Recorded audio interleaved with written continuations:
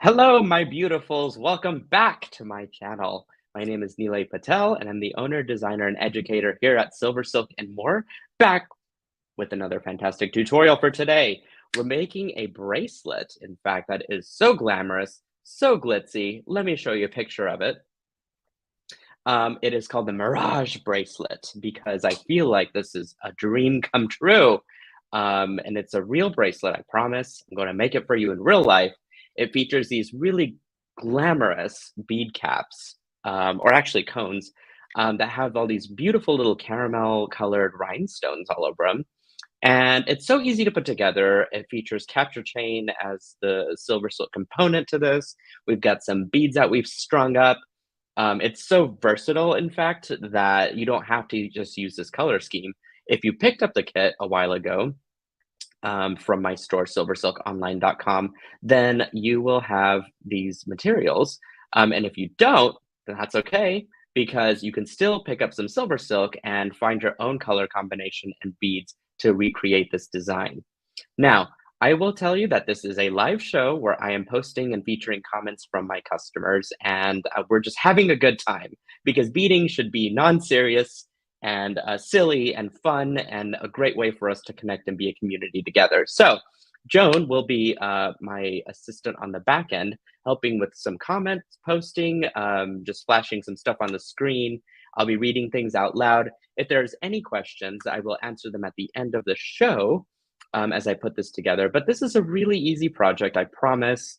It's so super easy to put together. We'll just need to learn a little bit about crimping and some very light wire wrapping, and then the rest is just magic. So let's get started with our materials. Hi, Patty. She says, writing back from the beach. Yes, ma'am. That sounds amazing, first of all. And I would totally be into it, especially with this collection of designs, because we've got our seashore themed designs for this week. All right, I have got a pair of chain nose pliers and a pair of round nose pliers. These are both from Wubbers. It's a great tool company. Love using their tools. I have it a full set, in fact, that I often switch out and use in my videos, and highly recommend if you're looking for some really good tools to look for Wubbers. And last but not least, I've got a pair of cutters. These are Lindstrom cutters. Love these for cutting soft wire or thread, leather cord. I don't use it for hard wire. I've cut memory wire with it before, but I would not recommend it. It's one of those situations. Just do what I say and don't do what I do. But I will say I don't use memory wire very often. I do use a lot of craft wire. I use a lot of silver silk, and I use a lot of other stringy materials. So that's perfect for these. So I'm going to have those set out to the side. It's really the only three tools that you'll need for this. And we're going to go ahead and go right into our materials. So I've got a magnetic clasp. This is a decorative magnetic clasp. It's going to stick to everything, I promise, during the show. Like, hopefully it won't get lost. It'll probably stick to my tools if I'm lucky. This is a great decorative way to conceal a clasp, but also have it very efficiently worn, available, easy to put on, easy to take off, all the good things, right? So I really like my magnetic clasps. I know they're not for everybody, just depending on what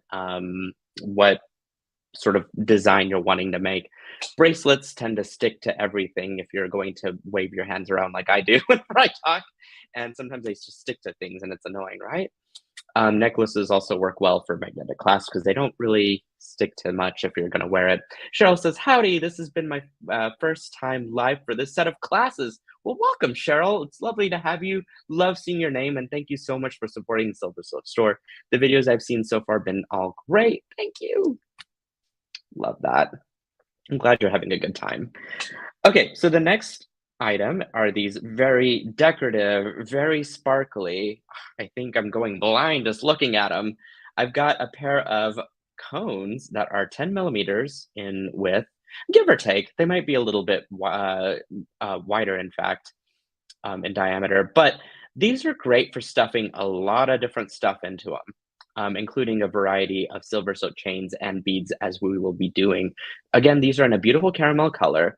If you picked up the Restock kit, the Restock Shore kit, Sadly, this color is not included in that kit. I do have a pair of black rhinestone cones that are just as beautiful and as sparkly, but they're just in a blackish color, and not these caramel. So really the same thing, just a little bit of a color variation, but I had a pair of caramel ones set out for me for this tutorial for those of you that grabbed the first kit the first time around. I can show you exactly what that looks like. So you also need a pair of decorative beads. I've got these really great brown metallic beads that sort of remind me of the shore theme, and it goes well with this color scheme. If we're talking about beads, here I've sort of pre-strung a couple strands. I've got these really great round druck beads. These are about 4 millimeters and are a gorgeous brown translucent color. And I went ahead and pre-strung it. It is about 5 inches, give or take. I might need to remove a bead to really get it there. Let's see, let me check it. Let me check that it's 5 inches. 1, 2, 3, 4, 5. Okay, 6. I lied to you. It's 6 inches. All of my measurements here will be along the 6-inch mark. I'm going to actually go ahead and unstring these while we're here and just put those out to the side. One thing to consider is when you're stuffing variety of bead strands into a cone, you have to make sure that you taper off the ends a little bit for it to fit comfortably inside of the diameter of the cone. So in this case, these drucks might be 4 millimeters, but I went ahead and stuck on a crystal, Bicone crystal, because it tapers off to a nice little sharp edge, as you can see there. And that's just going to stuff better inside of the cone whenever they're all sort of bundled together. So that's something to keep in mind if you're using bigger beads. So I've got those. I have 2 strands, because I got a little overexcited, of the Bicone crystals. These are both 6 inches as well. I went and pre-strung them just to kind of move this video along. And I'll show you what the stringing material is here in just a second. But these are just 4 millimeter bicones that are also available in the kit. If you don't have the kit, then these are a black translucent color. They're really beautiful. I feel like I've got silver silk wire stuck to me all the time. Would make sense, wouldn't it? So I've got 2 strands of those. And I've got 3 strands that are silver silk. Now I need to cut these just a little bit because I want them to be 6 inches as well. The reason why I'm making everything 6 inches is because whenever you add the cones, the magnetic clasp, the extra beads on together, your bracelet length should be about 7.5 to almost 8 inches. It sounds big, but think about how bulky that bracelet is. By the time you fit it on your wrist, you're probably looking at maybe a 7-inch wrist size that's comfortable and tight around you. That bulk is going to eat up some space. And so you do want this to be a little bit of a bigger bracelet just because it's just chunky. All right, so back to my silver silk. I've got 3 strands. I've got Starry Night times 2. This is capture chain, which means it's got a ball chain core running inside of it. Hi, Kathy. Love the color of the sea kit, but also love the shore designs. So I've had to have both. Yay, excellent. I'm glad you were able to pick up both. They're a rarity now. Silver silk capture chain has a ball chain core. So what a ball chain is, it's a chain. And if you think of a fan pulley that has all those little beads on it that you sort of pull down, that's the core of this chain. And it has a knitted sock that's been drawn down right over it. How that knit is created is 6 needles weave and spin around and essentially draw this wire down into a tube over the ball chain. So it makes a really nice, tight, luxurious, intricate, detailed knitted wire chain. It's a lot of adjectives, isn't it? But I am living for this chain. This is my favorite product. I love talking about it. I love making it and showing all the different colors. And there's just so much you can do with it. And this bracelet is just one of the many different techniques I've ever taught in the past. So again, I'm just going to cut it off at the 6-inch mark. Hi, Patty. She says, hi, silver silk fuzzies and dog hair stick to me all the time. I think, Patty, you're living your best life if that's the case. Both are, I feel like, acceptable fuzzies to have in your life. All right, I'm just gonna trim my wire right down to the 6-inch mark. I'm gonna have all that stuff here. So let's talk about the way we're going to assemble it because we'll need beading wire. And I have got my favorite product, the Soft Flex beading wire in medium size. And this is the copper color. This is a 10-foot spool. So if you grab one from softflexcompany.com, you can either get a 30-foot spool or a 10-foot, just depending on how much you use.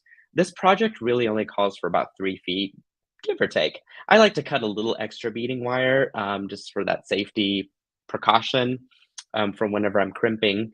And it's just nice to have a little extra. So that's the beading wire that I'm using, and I'm using their crimps as well in the gold color. This is the perfect crimp to have with their beading wire because their crimps are seamless, which means whenever you do create a crimp, it's not going to come apart or break on you later. It's very, very strong because it's sealed all the way around. It's a round cylindrical tube.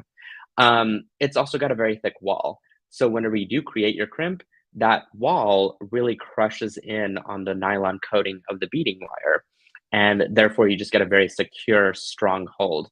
It's very important to note these little subtle details of the products that you're buying because they make such a difference in the jewelry that you make and how long it will last over time. And that's why I choose to work with friends that I know that their products are just high quality, but also the people running the business are there's a short staff with, but they have got such a big heart, kind of like all of us out there do. And so, it's just nice to know who you're buying from. So that takes care of the crimping. And then last but not least is some wire. I have got 22 gauge antique copper wire that sort of matches my color scheme. And really, you don't need much. This is some leftover that I've had actually lying around on my table. But really, you probably need, if I were to guess a measurement, about 4 inches on each side of your bracelet. So a total of 8 inches of wire is going to be pretty sufficient. In fact, I'll go ahead and cut that right now just to show you guys. 1, 2, 3, 4. Okay, I have 2 of those pieces set aside. Okay, we'll be doing some wire wrapping with that to create our clasp end. So the bulk of this design is just to do a lot of crimping. I'm going to go ahead and start taking my strands and creating little loops at the end for my crimps. So I'm going to string on a crimp. I'm going to pass my wire back through. At this point, if you have one, you can use a beading awl. The question is, do I have one? Yeah, I do. Okay. It's in my toolbox, but it's way down here. I'm just going to go ahead and grab it because I can show you and just move my camera. What you can do to create consistent loops. There we go. Okay. So, hi, Becky. I love Soft Flex. They were my gateway to Silver Silk. Oh, wonderful. I love it when we can all share our wonderful crafts with each other, and I'm delighted to have you as part of our Silver Silk family. Kathy says, I found Silver Silk through Sam's Bead Shop. Oh, goodness. Yes, see, we're just working with the right people here. Love me some Sam's Bead Shop, and I love Soft Flex Wire always, of course. So you guys are in really good company. All right, I'm going to just kind of press down on that crimp until I get that loop. I'm using my beading awl to give myself that consistent size loop. So I'm about maybe, we'll say 6 millimeters down from the tip of my beading awl. And once I have that, you can just remove it and crimp away, which is one tool that I forgot to mention that you'll need. I'm just going to grab a pair of Xuron crimpers. And these are perfect. They've got a very tapered end, so I use them for my regular chain nose pliers as well. But all you do, because these are very much similar to the blue handle crimpers, you just stick it into that V-shaped notch, give it a good squeeze until you get that nice little moon shape. Turn it on its side, stick it into the middle notch there, and then press away. And you get that perfect little crimp. You can even squeeze it on the very tip of the pliers just to make sure that that moon is closed. And then you can trim that wire off. Okay, so now I'll just simply slide my little crystals down and do the same exact thing on the other side.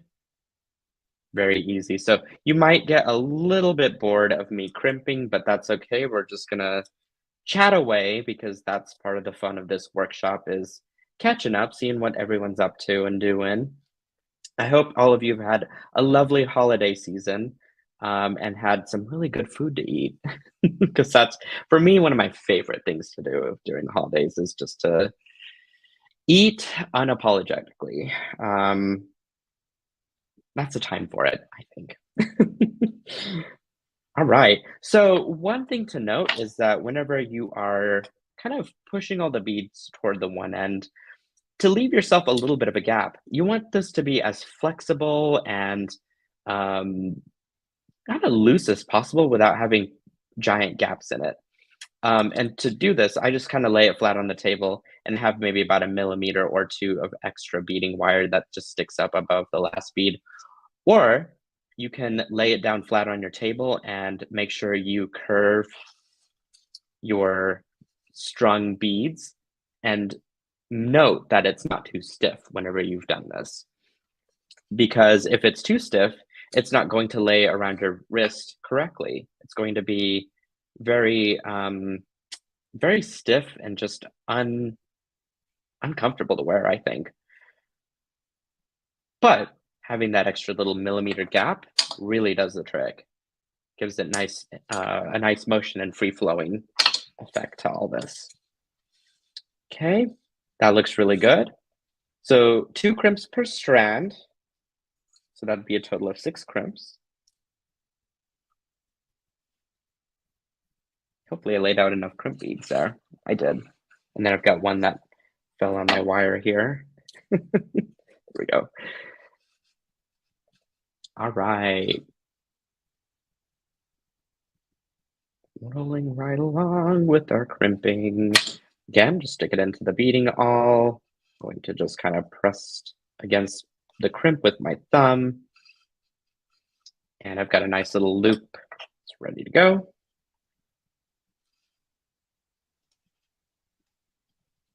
Perfect. And boom. This part's easy once you really get to a routine of crimping. I could have done this ahead of time, but I feel like because the rest of this is so easy to put together, you guys should really see it from the beginning all the way to the end of how I do this and my process behind the madness.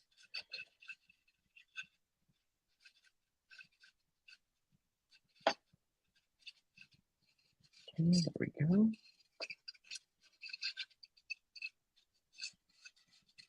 It looks really good. And it barely just have enough flexibility. So what I'm going to do is scooch my crimp up a little bit against that loop. And now it's way more flexible. And I still don't have any gaps. So we're good. There we go. And boom. I would say probably the longest part of this project is stringing the beads. I was doing that earlier today and took me a little bit of time, which I spared for you guys here to had it pre-strung because I know otherwise you'd just be looking at me stringing beads the entire time. But otherwise, I think we're in pretty good shape. There we go. Ooh, and thank you, Joan, for posting that too. She is saying, I'll go through any questions if you guys have any at the end.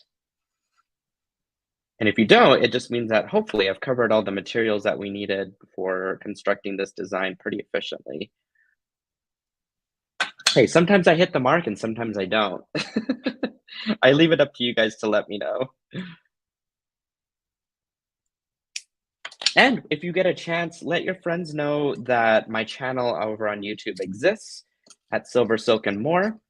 And if you haven't already, please give a big thumbs up for this video And do subscribe if you haven't already. Hi, Rhonda. Lovely to see your name pop in. I always learn something new from you. Great idea to use a beading awl in the crimp process to make the loops all consistent in size. I'm going to do this from now on. Yeah, absolutely. It's just so much easier. And what's nice about the loop size by making it consistent and big enough is that later um, I'm going to be passing it through some craft wire, but you can make it big enough to where later on, if you wanted to use jump rings or something else, depending on your project, then you can absolutely string it through without any issues. All right, I was just checking for the flexibility and that looks pretty good. Oop. Don't use your cutters to crimp because that's not a good idea. Gonna go ahead and crimp this down. And then I'm going to crimp it again. There we go. All right. That looks really good. Now it's time to bring all this stuff together and make the magic happen. So let me get these tools out of the way. The only one we'll really need is probably our round nose pliers and our chain nose pliers. So I'm gonna have those out to the side. Okay, I'm gonna grab my piece of wire. Here we go. And what I'm gonna do is I'm going to bend half of this at a 90-degree angle so that I get this really cool little bent piece of wire. What I'm going to do now is collect all of my knitted wires by stringing it right through. Knitted wire, the capture chain or any of the knitted wires really, it doesn't fray. The way that it's constructed and the technology it's used to create makes those knits permanent. And so what you will experience is some wire that kind of falls out at the ends whenever you do cut the wire, the knitted wire, but it doesn't fray, which is really cool and very versatile. It makes it really fun to do these techniques. Okay, I'm going to alternate. So I'm going to do a crystal strand. I'm going to do now another knitted wire. You can make this up however you want to. It really doesn't matter because it's all going to be bundled together at the end anyway.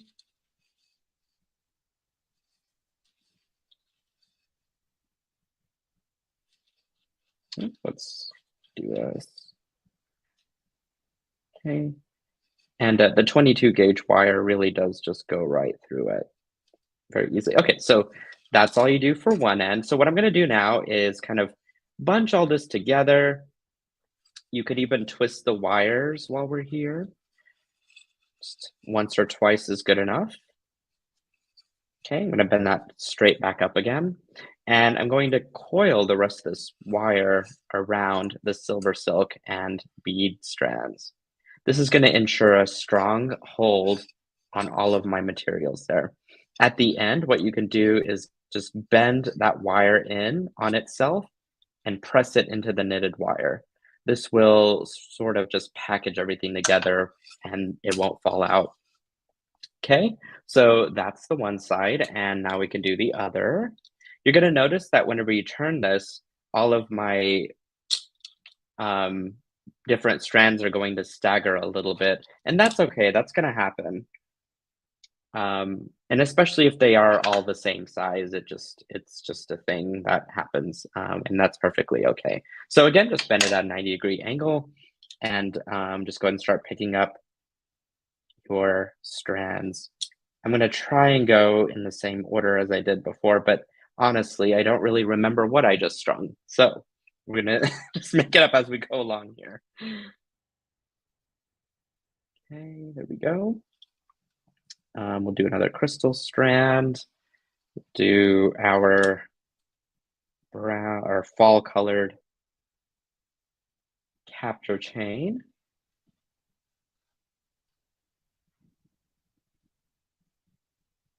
Come on, it's stuck in that knit, but that's okay. We got it. And another bead strand. So now again, I'll just kind of bunch everything up. You can even use your pliers. If this feels uncomfortable for your hands, just use a pair of pliers to to kind of twist this together and have that longer strand stay up while you coil the other strand here around the silver silk. If it looks ugly, that's okay. It's going to be tucked away inside of your bead cones anyway, so it doesn't even matter. What you do want is a very secure hold on everything. So do make sure that you take the time to coil it. Even if it looks ugly, it's perfectly okay. You can see that the construction of our bracelet is coming together quite nicely. Doesn't that just look glamorous and beautiful already? But we're not done yet. I'm going to stick on our cone, and that should just pop right over the ugliness of the wire that I just wrapped, but now it's all pretty, right? All right, I'm going to string on a bead. And now I'm going to attach my magnetic clasp to the end just by making a wire wrap loop. How we do this is I'm going to grab my chain nose pliers. I'm going to make sure that I'm very close to my bead here and that I'm at near the tip of my chain nose pliers. And I'm just going to push that wire forward. 90-degree angles are our friend. It's our friend. It's the number that we need to know for this whole process, just because we're using it quite often here. I'm going to insert my round nose pliers just under the elbow of the 90-degree angle bend. And I'm going to make sure that one is stacked right on top. The top nose is stacked right on top. I'm going to just push that wire toward me. I'm going to gently lift off, switch spots, and reinstate the top nose right back on top there, and then having what was underneath the elbow now inside of my loop that I'm forming. And I'm going to go ahead and work that wire right around to the backside of my pliers as such. When I lift off, you'll have a loop that looks like this. Susie says, those bead caps are gorgeous, aren't they though? It's the best thing ever. It's a real compliment to Silver Silk too, I think. I don't know. I kind of go in and out with my glitzy side, but I'm definitely happy and thankful that I went with it for this particular project. Nicole says, ooh, this is turning out so lovely already. I'm saying this was an easy one to put together, y'all. Okay, so I'm gonna grab, and what I did was I just slipped in my magnetic clasp end into the loop there. I'm going to grab my loop the best that I can with my chain nose pliers there, and I'm gonna grab my other chain nose pliers, in fact, and I'm going to coil that wire just right around the stem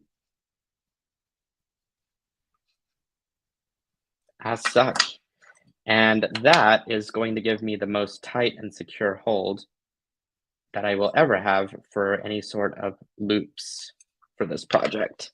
Wire wrap loops are great for security.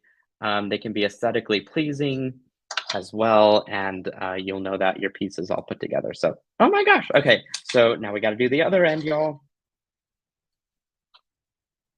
Okay, let's do this. Hi, Marianne. She says, love this design. Silver Silk shines with those crystal beads. Ah, you were so nice. Gives an elegant feel overall using regular chain. Nile adds a drama to his designs, dazzling. You know, I do love the drama, at least in my designs. But thank you. That's such a lovely compliment. All right. So here we go again, y'all. I'm gonna just grasp the top part of my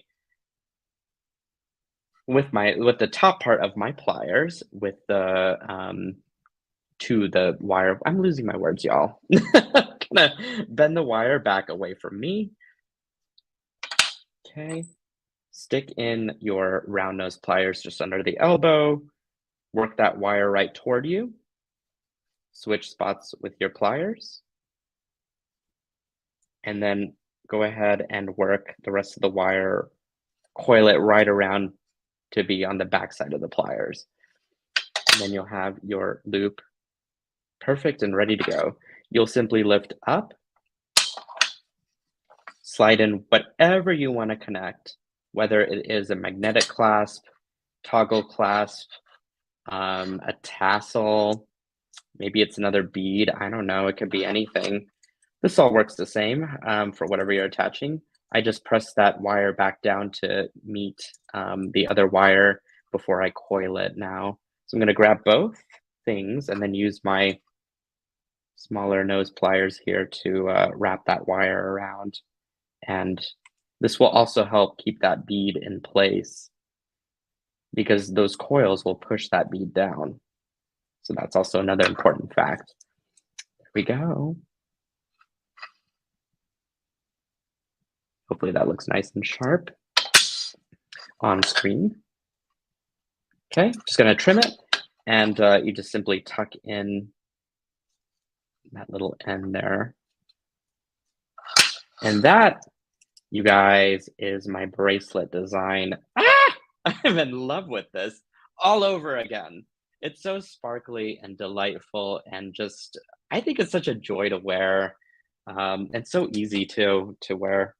You can really just throw this on without any issues. And that magnetic clasp can be worn up front too, even because it is decorative, right? And so you just have this chain and beads on the backside, but you've got this great focal point in the middle. So I'm in love with this design. I hope you guys are as well. And I am going to scroll through our comments real quick just to make sure there weren't any questions or anything. Dude's House says, I love this. Thank you. You were so sweet, my friend over from YouTube. Becky says, this is so gorgeous. I think it is too, Becky. It's probably one of my favorite bracelets. For being a very simple design, there's just something glamorous and very ritzy about it, isn't there? Ooh. Nicole says, I just realized I have those cone caps, but I like it in a gunmetal color. See, I think the different cone colors would just, I don't know, enhance and just move it into a different direction with the concept and design of this piece. So I think that would work out wonderfully. Melanie says, quick question. At least that's what I'm wondering QQ is. Not that I don't love Zoram, but you've chosen to use those crimp pliers rather than the magical ones. Is there a reason for it? Yes, Melanie, that is a great question. So the reason why I chose to just use the regular crimpers versus the magical crimpers, which look like this, is because the crimp is concealed. It's hidden away. It's not showing in my design. So I just chose to do the easier crimp based on the fact that I'm not showing it off. If I were showing it as part of the design, I would definitely take the time to create the little meatballs with this magical little crimper. And if y'all know what meatballs is, you know what I'm talking about. with the raviolis and the meatballs and all the food. But you'll have to see the past videos to see what I'm talking about. Susie says, mixed metals are really already hot for 2023. I am glad they're on the rise and coming back because I'm a mixed metal kind of guy. I love mixing different colors, different textures, different surfaces together to really create something unique and, I don't know, show-stopping and something that someone else doesn't really have. Although the few of you that got the kits and stuff will have all the matching bracelets together. All right. I feel like Joan's cracking up on the back end because I can see her smiling, beautiful face. But I enjoyed this time with you guys. I'm going to flip myself around. We've got more fun coming to us tomorrow. We've got a couple brilliant projects. I believe Joan is going to join me for one of them, and you don't want to miss our shenanigans.